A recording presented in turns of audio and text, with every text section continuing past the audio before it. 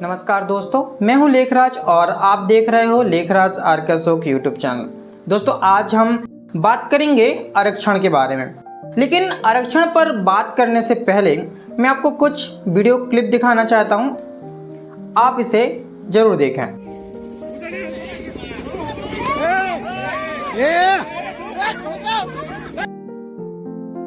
दोस्तों, अभी जो आपने वीडियो क्लिप देखा उस पर हम चर्चा करेंगे आगे चलकर। सबसे पहले हम ये जान लेते हैं कि आरक्षण क्या है, क्योंकि जब तक हम आरक्षण को नहीं समझेंगे आगे की चर्चा को हम अच्छे से नहीं समझ पाएंगे। दोस्तों, आरक्षण एक संवैधानिक व्यवस्था है। इसके तहत जो दलित हैं, जो पिछड़े हैं और जो आदिवासी लोग हैं, SC, ST, OBC के लोगों को एक आरक्षण के माध्यम से, रिजर्वेशन के माध्यम से, एक कोटे के माध्यम से उन्हें समाज के मुख्य धारा में जोड़ने की एक संवैधानिक प्रक्रिया है। इसके तहत उन वंचितों, पिछड़ों और दलितों को, अछूतों को कुछ मूलभूत सुविधाएं रिजर्वेशन के कोटे के तहत प्रदान की जाती हैं, ताकि वह उच्च जातीय, उच्च सवर्णों के बराबरी कर सके, कि उनके बराबर आ सके, समाज की उस मुख्य धारा के साथ वो जुड़ सकें।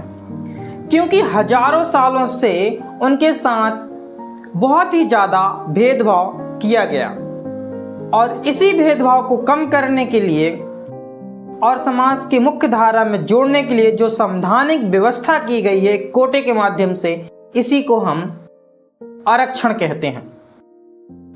अब आगे हम बात कर लेते हैं इसके इतिहास के बारे में, क्योंकि आजकल आरक्षण को लेकर बहुत सारे मतभेद हैं और बहुत सारी झूठी खबरें भी फैलाई जाती है आरक्षण के नाम पर। इसलिए इसका इतिहास जानना बहुत जरूरी है कि आरक्षण सबसे पहले किसने दिया, आखिर ये आरक्षण आया कहां से। दोस्तों, विलियम हैंटर और ज्योतिबा फुले ने 1882 में मूलतः जाति आधारित आरक्षण का प्रस्ताव पेश किया था।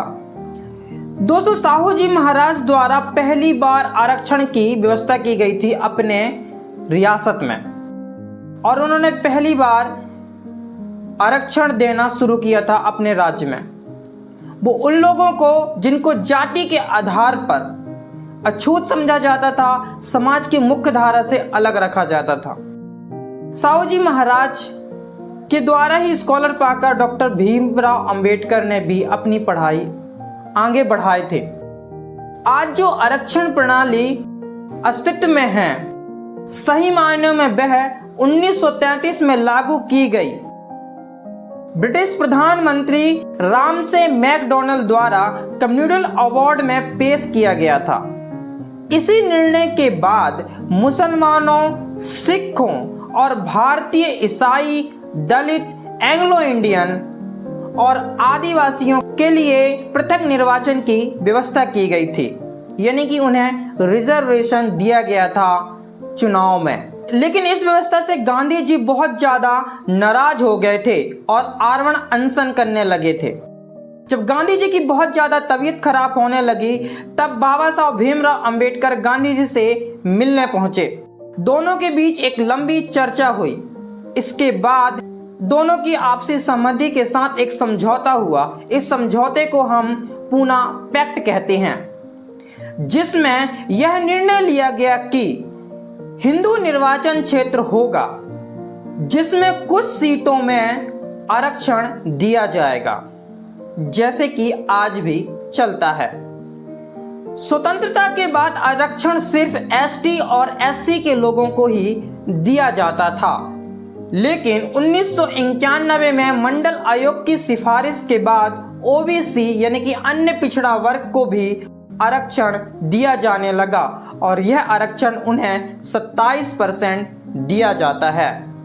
हाल ही में 2019 में 103वें संविधान संशोधन करके उच्च जाति के लोगों को जो आर्थिक रूप से पिछड़े हैं उनके लिए 10% अतिरिक्त रिजर्वेशन की व्यवस्था की गई। दोस्तों, अब जान लेते हैं कि आरक्षण आवश्यक क्यों है। आजादी के 75 साल बाद भी आरक्षण की आवश्यकता क्यों है? तो इसका जवाब आपको मैंने जो शुरुआत में ही वीडियो दिखाया था उसमें मिल ही गया होगा। फिर भी मैं आपको बता देता हूं कि आरक्षण क्यों जरूरी है। दोस्तों, आरक्षण इसलिए जरूरी है क्योंकि आज भी समाज में जातिगत असमानता फैली हुई है। आज भी जातिगत भेदभाव होता है। आज भी मंदिर का पुजारी एक खास वर्ग का ही होगा। आज भी जो अगर गटर साफ करने वाला है वो एक खास जाति का ही होगा। ऐसी मानसिकता आज भी हमारी सोसाइटी पे, हमारे समाज में जिंदा है। और इस मानसिकता को, इस सोच को खत्म करने के लिए जो गटर साफ करने वाला व्यक्ति है उसको उस मंदिर के पुजारी के लेवल में लाने के लिए, मतलब कि ज्ञान देने के लिए, शिक्षा देने के लिए आज भी आरक्षण जरूरी है। संवैधानिक पदों पर दबे कुचले वंचित आदिवासी, एसटी, एससी, ओबीसी के लोगों को उस संवैधानिक व्यवस्था के मुख्य धारा से जोड़ने के लिए, उन संवैधानिक विशेष पदों तक पहुंचाने के लिए आज भी आरक्षण जरूरी है। हम इस बात से बिल्कुल इनकार नहीं कर सकते कि आज हमारे देश में जातिगत भेदभाव नहीं होता। आरक्षण इसलिए भी जरूरी है क्योंकि देश के संसाधनों पर एक खास वर्ग का अभी भी प्रभुत्व स्थापित है। एक खास कम्युनिटी अपने प्रभुत्व को इतना बढ़ा चढ़ाकर पेश करती है कि अन्य जातियां, अन्य समुदाय उनके सामने बौनी होती हैं। वो अपने जातीय अभिमान में सब कुछ खत्म कर देता है। इसी का परिणाम ये होता है कि जब किसी की शादी होती है तो अगर वो निम्न जाति का व्यक्ति है तो वह घोड़ी पे नहीं बैठ सकता। निम्न जाति का व्यक्ति उच्च जाति के व्यक्ति के सामने आज भी गांव में बराबरी में नहीं बैठ सकता। इस तरह की कुरीतियां, भेदभाव आज भी होता है। आज भी कोई दलित व्यक्ति कितना भी बड़ा नेता क्यों ना बन जाए, लेकिन उसको एक दलित कहकर, एक निम्न जाति कहकर आज भी उसकी इंसल्ट करी जाती है। इन सभी प्रकार की मानसिकताओं को, भेदभाव को खत्म करने के लिए आज भी आरक्षण जरूरी है। क्योंकि जब दोनों समुदाय, जो निम्न समुदाय है और जो उच्च समुदाय है, जब दोनों समुदाय में बराबर हो जाएंगे शिक्षा में, आर्थिक स्थिति में, स्टेटस में, तो ये व्यवस्था धीरे धीरे स्वतः ही समाप्त हो जाएगी। और ऐसा भी नहीं है कि आरक्षण सिर्फ इंडिया में लागू है। आरक्षण वेस्टर्न कंट्री में भी लागू है, अलग अलग स्वरूप में ही सही, लेकिन आरक्षण वहां भी लागू है। विकसित से विकसित देश भी आरक्षण की व्यवस्था देता है और वह करता है, ताकि वो समुदाय जो पीछे पिछड़ गया है उसको आगे लाया जा सके। दोस्तों, अब आगे हम बात कर लेते हैं आरक्षण में इतना विवाद क्यों है, इतनी कंट्रोवर्सी क्यों होती रहती है कि आरक्षण का नाम सुनते ही एक खास समुदाय जिसे आरक्षण नहीं मिलता वो भड़क जाता है, वो तिलमिला जाता है। यहाँ तक कि आप भी में से भी बहुत सारे लोग मेरी वीडियो अभी देख रहे होंगे तो बहुत सारे लोग कमेंट में मुझे गाली भी देने वाले हैं। मैं आपको बता देना चाहता हूँ कि आरक्षण पर बात करना क्यों जरूरी है और इसको इतना विवादस्त क्यों बनाया गया है। आरक्षण एक विवाद का विषय है, मैं मानता हूं, लेकिन इसमें दो तरह के लोग हैं। ऐसा बिल्कुल भी नहीं है कि आरक्षण के सिर्फ विरोध में ही ज्यादातर लोग हैं, ये उसके पक्ष में बिल्कुल नहीं है। ऐसा बिल्कुल नहीं है। आरक्षण के बहुत सारे लोग पक्ष में हैं और बहुत सारे लोग विपक्ष में हैं। और ऐसा बिल्कुल भी नहीं है कि जिन्हें आरक्षण मिलता है वो इसके पक्ष में हो या जिन्हें आरक्षण नहीं मिलता है वो इसके विपक्ष में हो। ऐसे बहुत सारे लोग हैं जिन्हें आरक्षण नहीं मिलता लेकिन फिर भी वो आरक्षण के पक्ष में हैं। उसकी वजह है, सबसे पहले हम उन लोगों के बारे में बात कर लेते हैं जो आरक्षण के पक्ष में नहीं है। जो विपक्ष में है वो लोग अपना तर्क देते हैं कि आरक्षण का कोई औचित्य नहीं है क्योंकि यह आज तक आजादी के 75 साल होने के बावजूद भी यह आज तक जातिगत भेदभाव को नहीं मिटा पाया। आरक्षण का लाभ सिर्फ वही लोग लेते हैं जो शुरुआत में धनाढ्य थे, निम्न जाति के, और जिन्हें जो धनाढ्य थे, ठीक है, निम्न जाति के लोग, वही लोग आरक्षण का लाभ ले रहे हैं और जो निम्न जाति के बाकी लोग हैं उनको आरक्षण का लाभ बिल्कुल आज भी नहीं मिल रहा है।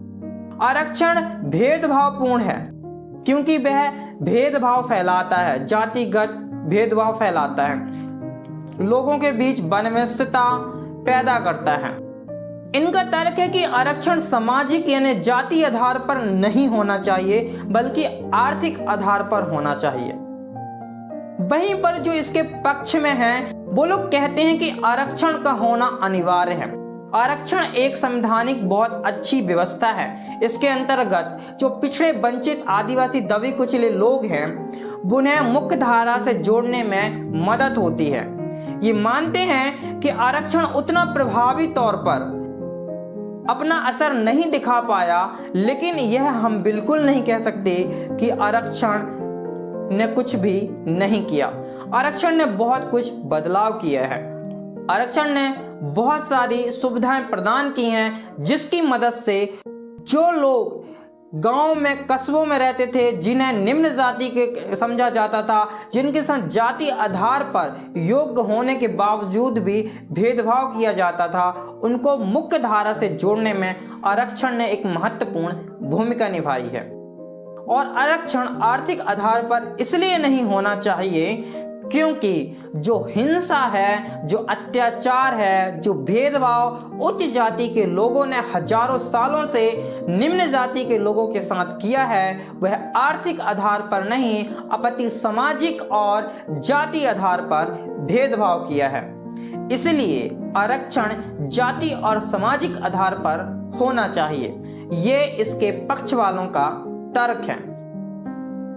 दोस्तों, अब हम जान लेते हैं आरक्षण का राजनीतिक संबंध। आपको तो पता ही होगा कि राजनेता किसी भी मुद्दे को अपने फायदे के लिए इस्तेमाल करने में माहिर और शातिर होते हैं, और आरक्षण जैसा मुद्दा वो कैसे छोड़ सकते हैं। आरक्षण शुरुआत में ही एक राजनीतिक मुद्दा बन गया था जब दो महापुरुषों के बीच एक लंबी बहस चली थी जिसको हम पूना पैक्ट कहते हैं। यह भी एक राजनीतिक लाभ के लिए इसका समझौता किया गया था। आरक्षण की राजनीति आज भी भर भर के भारत के लगभग सभी पार्टियां करती हैं। यही कारण है कि आज भारत में सैकड़ों, दर्जनों क्षेत्रीय पार्टियां जो जाति के आधार पर खड़ी हो गई हैं, और इनका जो ईंधन है और जो इनका खाना है वो जातिगत राजनीति ही है, चाहे वो बड़ी सी बड़ी पार्टी हो या छोटी सी छोटी पार्टी हो।